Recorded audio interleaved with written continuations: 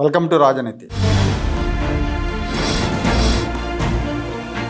Tirumala Tirupati దేవస్థానాన్ని YSR Congress party అధికారంలో ఉన్నప్పుడు అన్ని రకాలుగా భ్రష్టు పట్టించారు. లడ్డూల తయారీ వివాదం సాగుతుండగానే టీటీడీలో జరిగిన అనేక అవకతవకలు బయటకు వస్తున్నాయి. వైసీపీ నాయకులు హిందువులకు ఎంతో పవిత్రమైన శ్రీవారి గుడిని అవినీతికి ఆలవాలంగా మార్చేశారు.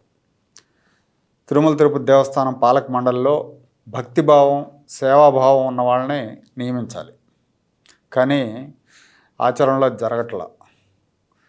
దేవుడంటే నమ్మకం లేని వాళ్ళని, ఆరోపణలు ఉన్న వాళ్ళని, కాండక్ట్ సరిగా లేని వాళ్ళని టీటీడీ పాలక మండలిలో సభ్యులుగా నియమిస్తున్నారు.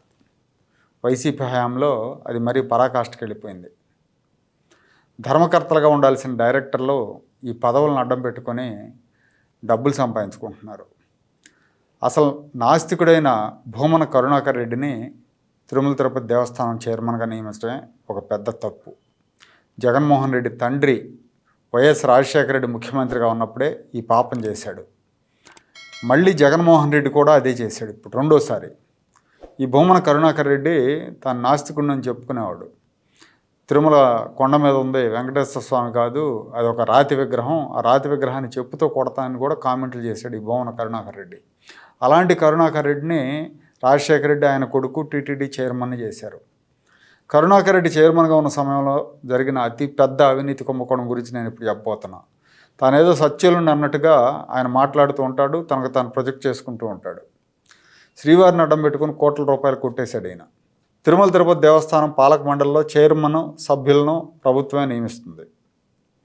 అయితే టీటీడీ గౌరవ సభ్యుల నియామకం పేరుతో ఒక్కొక్క సభ్యుడి నుంచి భూమన కరుణాకర్ రెడ్డి 25 లక్షల రూపాయలు వసూలు చేశారు.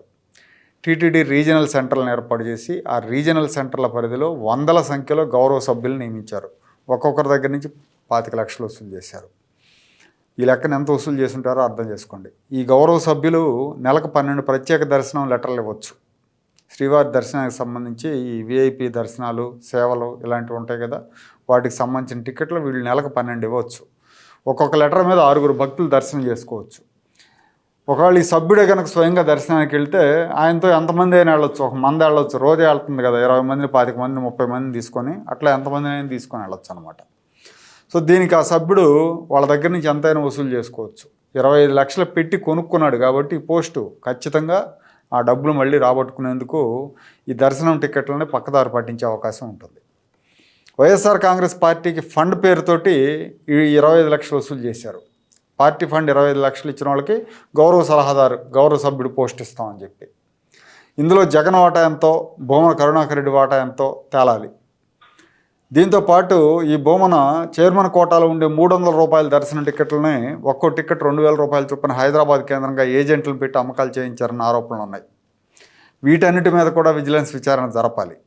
దీంతోపాటు చెవిరెడ్డి భాస్కర్ రెడ్డి ఆయన తుమ్మలగుంటలో వెంకటేశ్వర స్వామి ఆలయాన్ని ఒకదాన్ని నిర్మించి, అది కూడా తుమ్మలగుంట తిరుపతి దేవస్థానం అనో ఏదో పేరు పెట్టి, దానికి కూడా టీటీడీ అనే పేరు పెట్టి టీటీడీ పేరుతో ఆ దేవాలయానికి డబ్బులు వసూలు చేశాడు.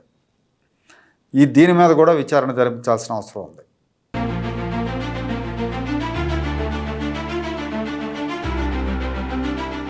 Like, share and subscribe to Rajaniti channel.